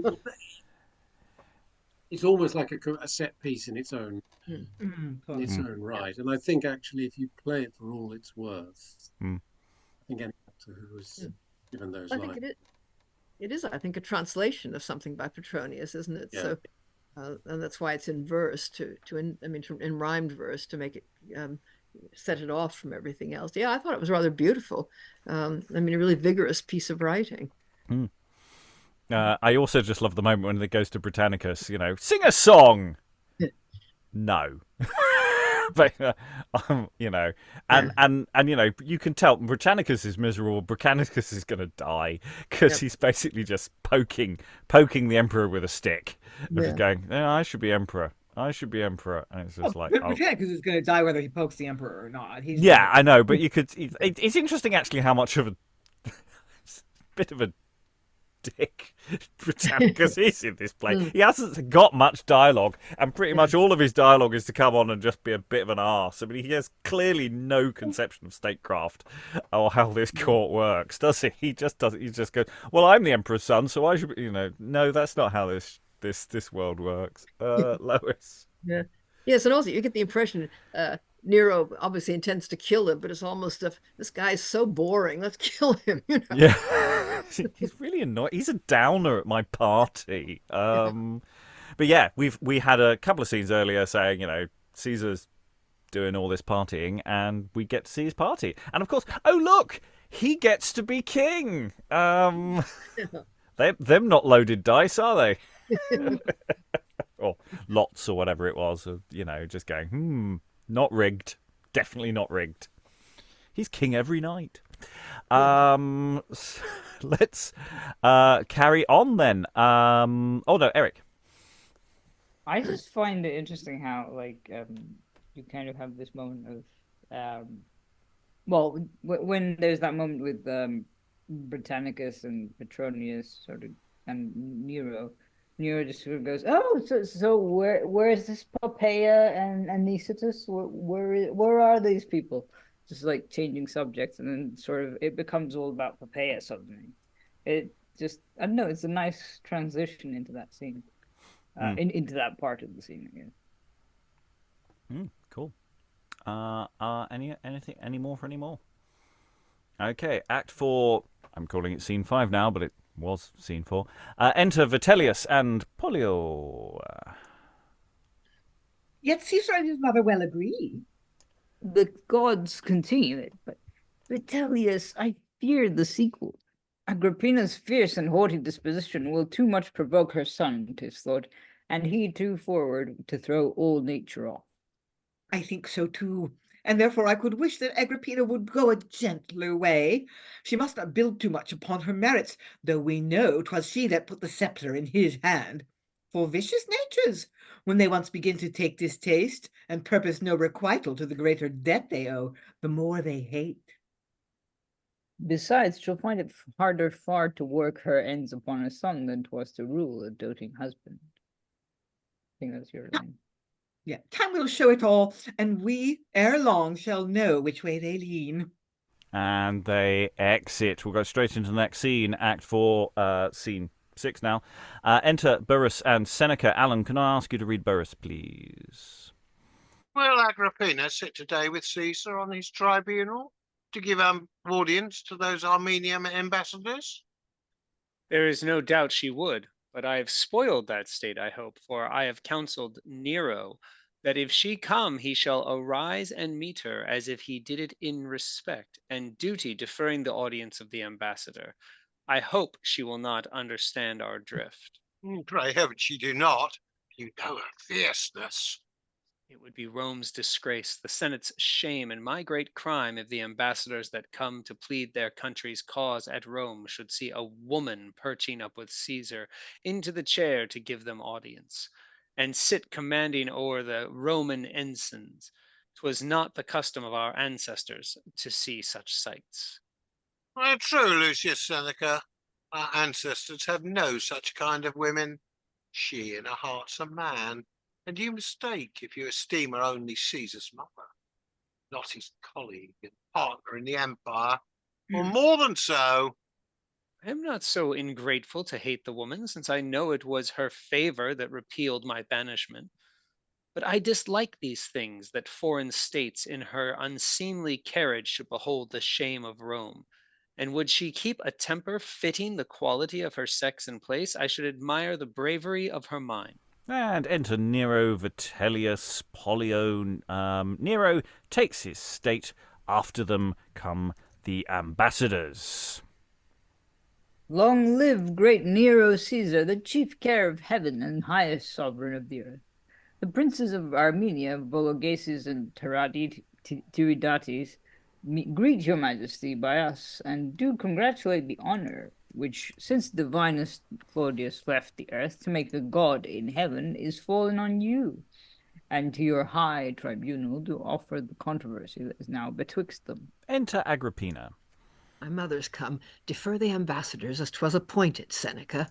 I will. Hail, dearest mother! Wherefore rises Caesar from his tribunal when affairs of state are brought before him? No respect can be too much for me to give great Agrippina. Excuse me, Caesar, if it be respect, it is now unseasonable. Take your seat.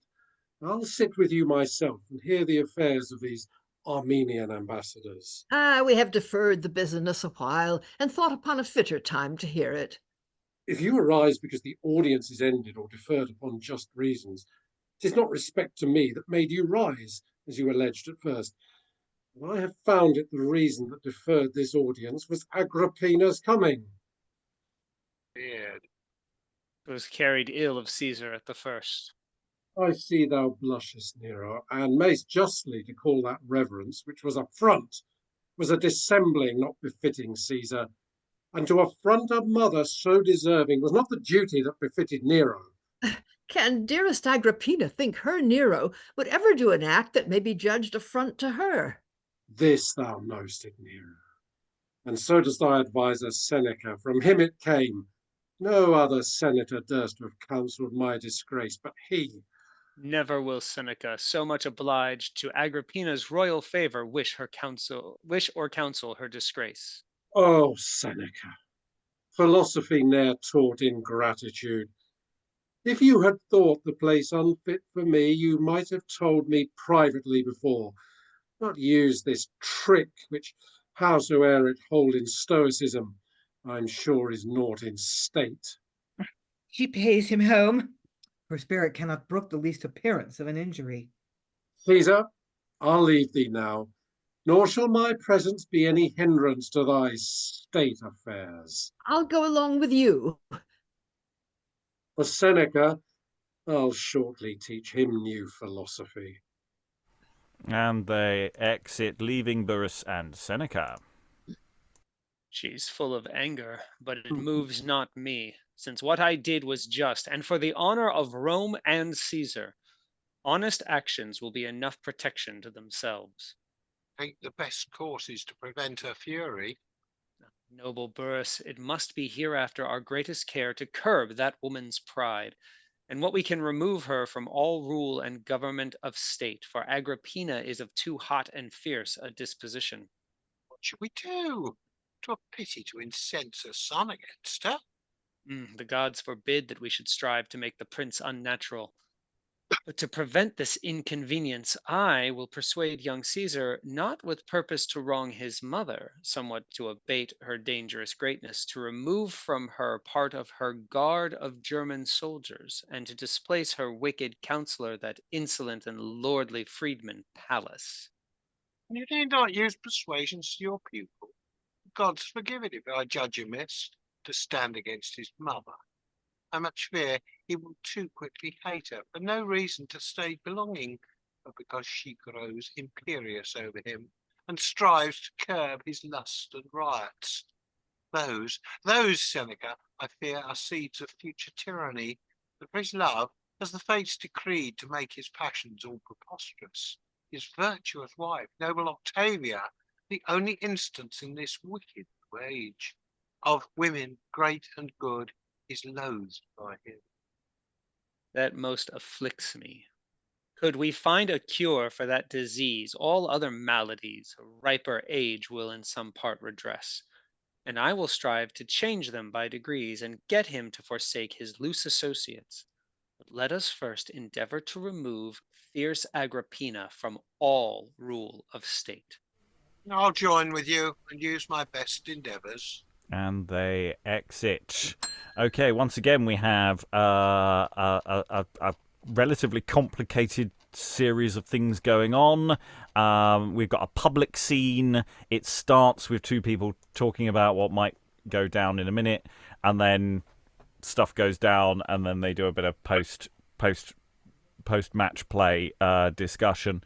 But yeah, it demonstrates quite importantly actually that how women are completely outside of Roman governance structures. I mean, they just don't have a public life, and Agrippina is trying to insert herself into it, and basically it's just no, you can't do that, and that's where her overreaching is coming in here. Is that the system says no, computer says no to this, and I don't think there's anyone who actually. And Nero is seeing this as a threat as well, and he's sort of trying to be diplomatic about it, I suppose. He's still going, no. Oh no, we just called it off, so I can spend some time with you. It'll be fine.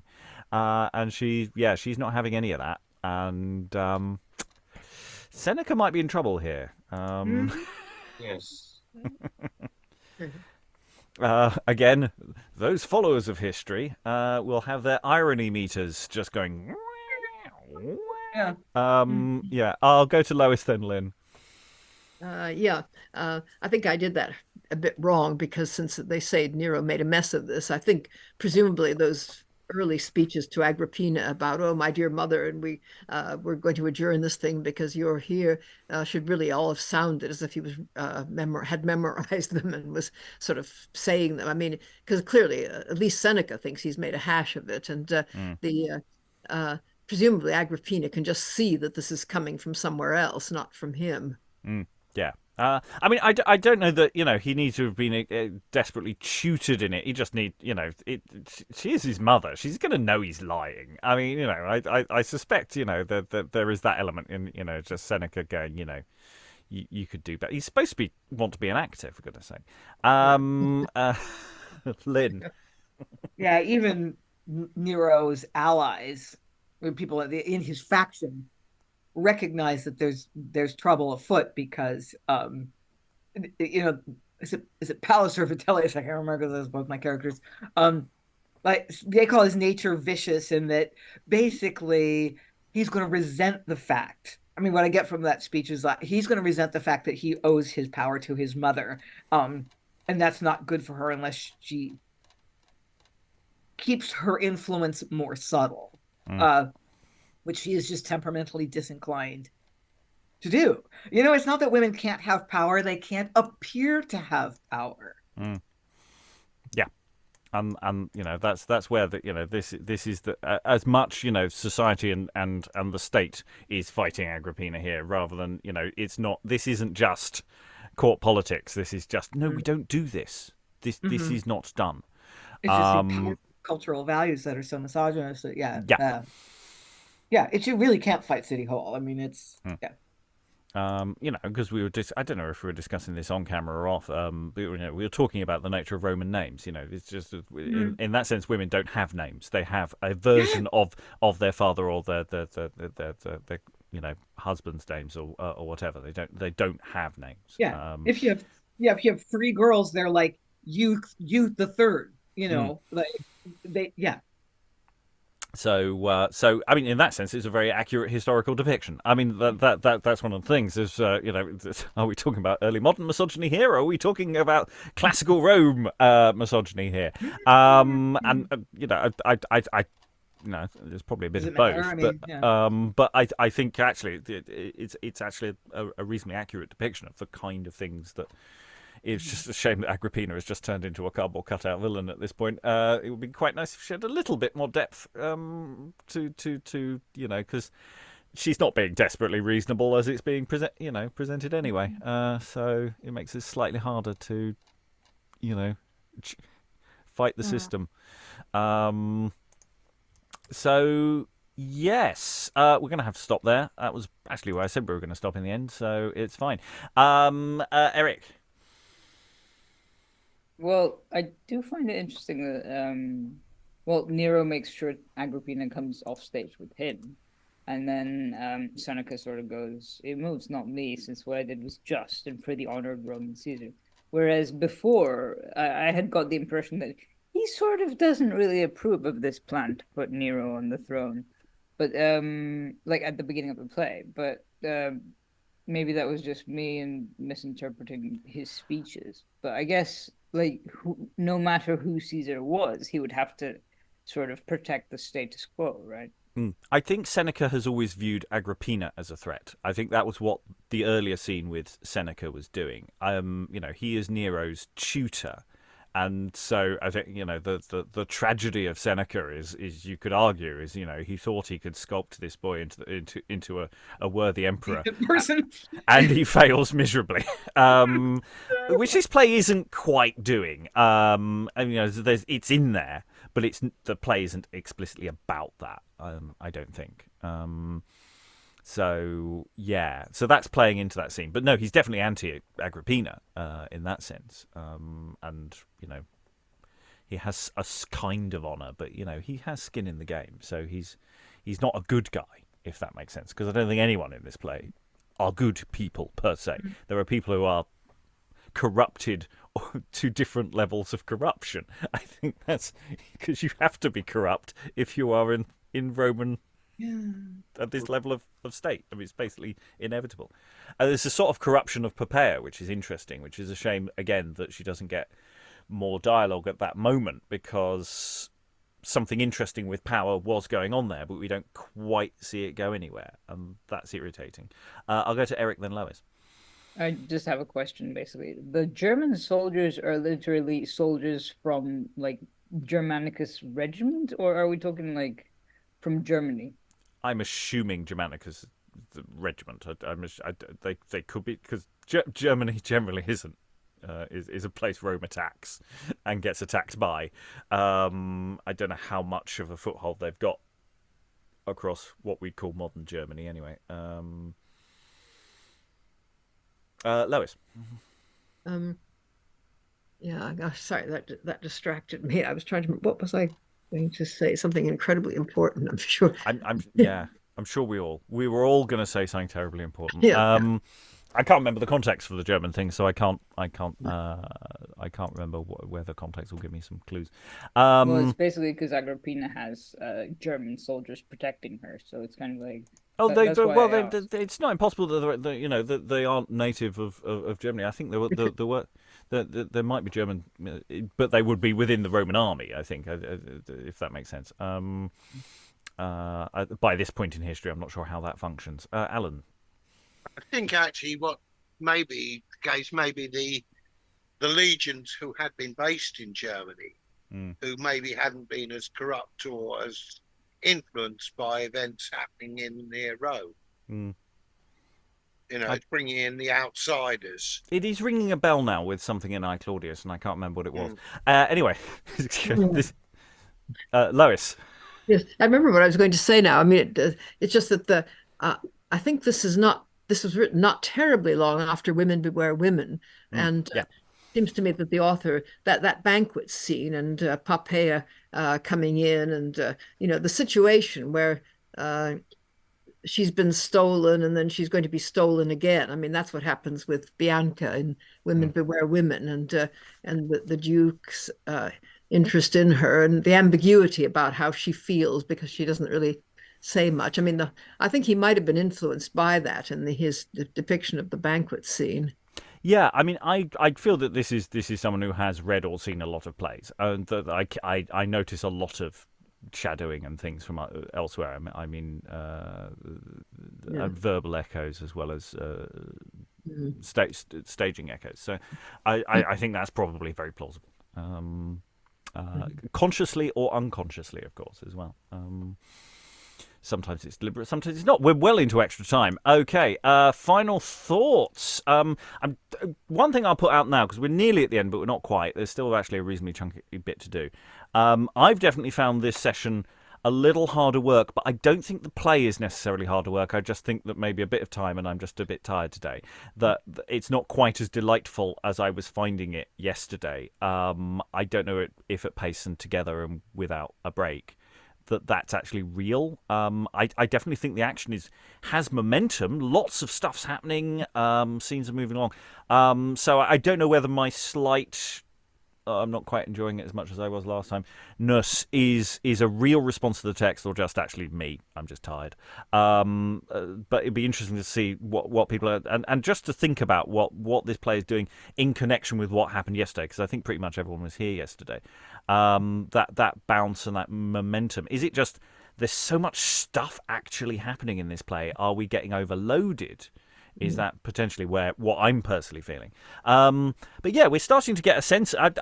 It's got good shape. It's got a structure, and all these plot lines do seem to be going somewhere. So I'm still with it. I'm just not sure about my response to it yet. Eric, any final thoughts? Well, this is basically like a sort of early modern, in my head at the moment. It's kind of like an early modern version of like House of Cards.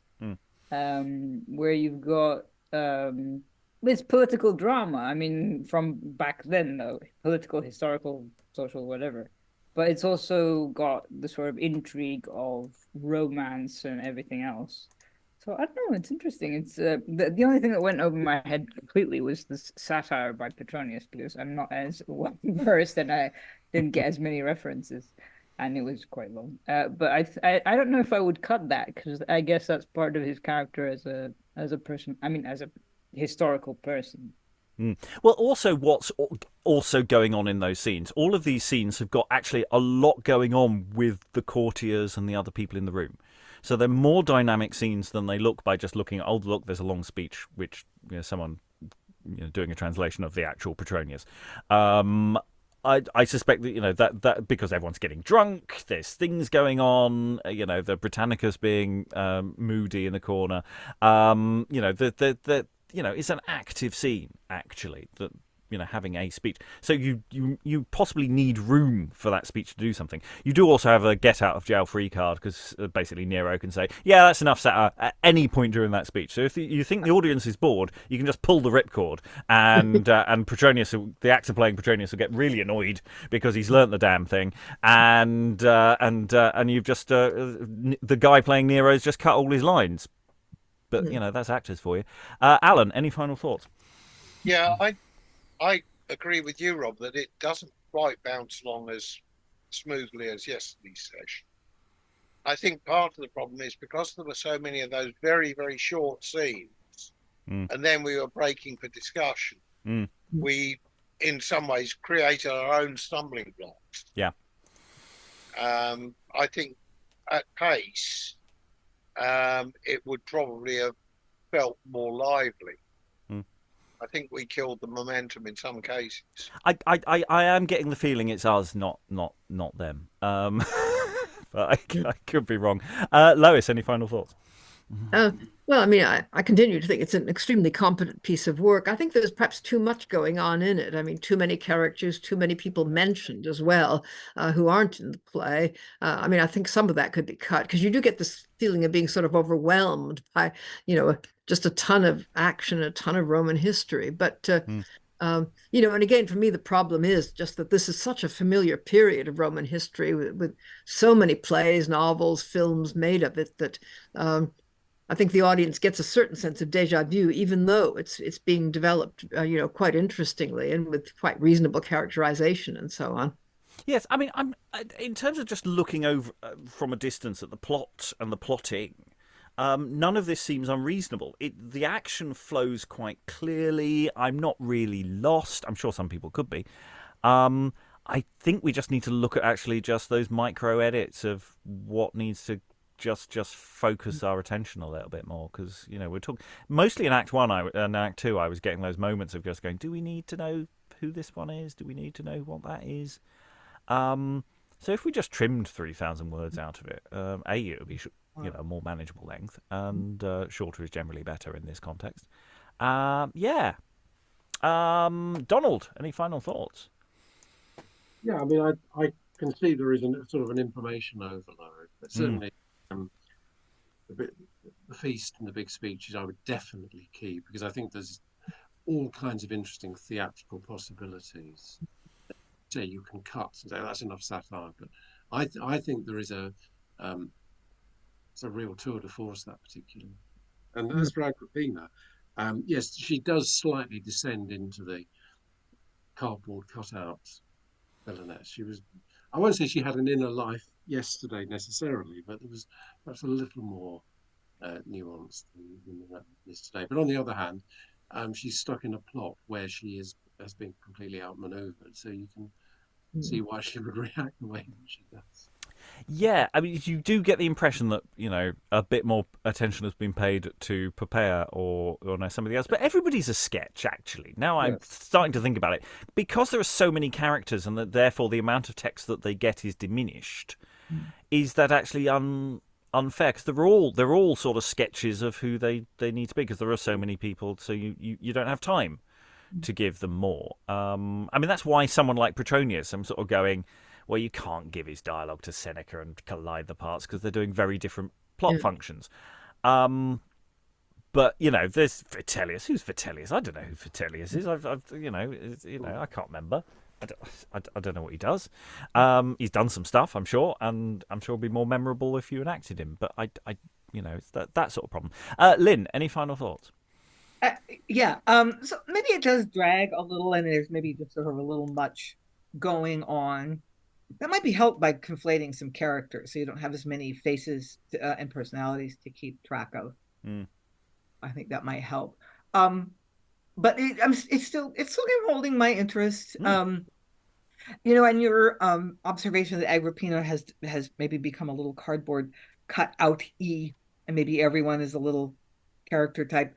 I think when you have real live human beings inhabiting those roles, that problem will be alleviated. They'll seem more human and more complicated just because they're being portrayed by real human beings. So I'm not really too worried about it. I still think she's kind of interesting, and if you have a really compelling, charismatic person playing her, I think it could still be pretty exciting.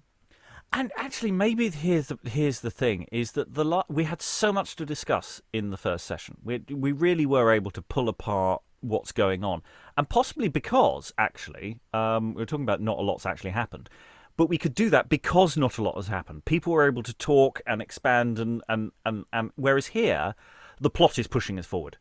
Claudius is not well. Claudius is on his deathbed. Claudius is dead. I'm going to organise his funeral. You're doing this. You're doing this. He's doing this. They're going to get murdered. And maybe, that it's just simply we don't have as much to discuss because it's all action and short scenes, and we're not enjoying it on that kind of discursive level that we had yesterday, and we're able to really chew into it, whereas today it's actually more play-like in that sense. It's more like narrative is taking hold, and that's driving it forward in a different way. Connor, any final thoughts? I'm still liking it. It feels very, well, not very different, but it does feel different kind of energy to it today, and I think as you just said, it's just because now we've kind of hit the meat of it and are kind of running with the narrative and the plot and seeing where it goes. And I still like it, apart from obviously I lost the lottery again with the big speech. I don't know how that happened, but you managed to get another massive speech with really weird and a thing and a thing and a thing and a thing. And it's Aaron, any final thoughts?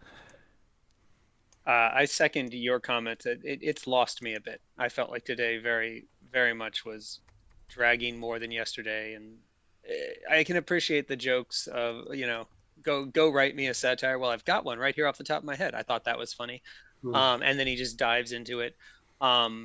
I actually enjoyed Poppaea, and I enjoyed, we were talking a little bit earlier, I enjoyed the little commentary about I don't, you and I don't mind a woman being in power, but how's it going to look to everybody else? Because I hear that same tired argument even today. Like that is just kind of a tired piece of rhetoric that gets pulled out.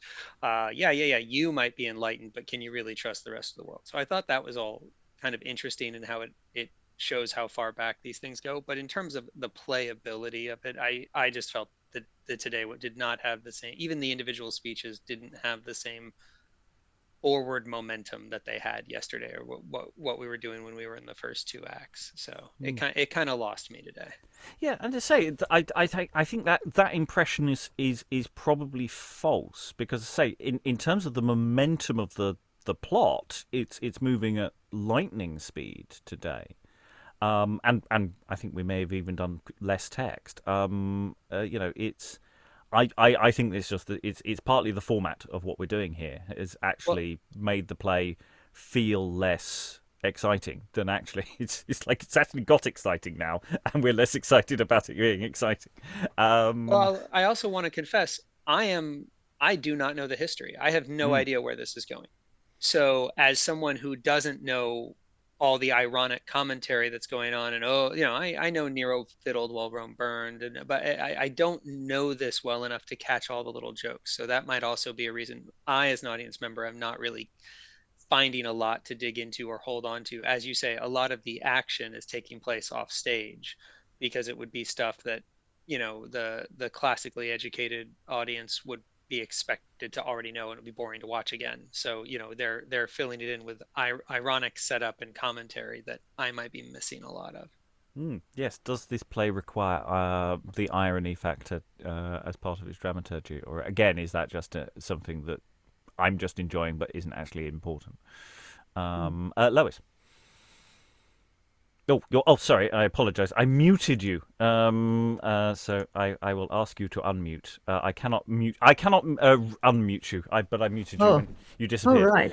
Oh, yes. Wise decision. Perhaps you should do it more often. But I was just saying goodbye to the guy that was painting the ceiling. Anyway, it struck me that one might make that bit of Petronius's poem, which he may well have written and pull out of his pocket or sleeve or whatever, a kind of turning point in the play, because it is rather interesting. I mean, Nero comments afterwards, interesting that you can write this satire and luxury and decadence, while you're sitting here drinking yourself blind and so on. And they make this comment on what a satirist is, or should a satirist know all these vices that he's satirizing rather than be hostile to them.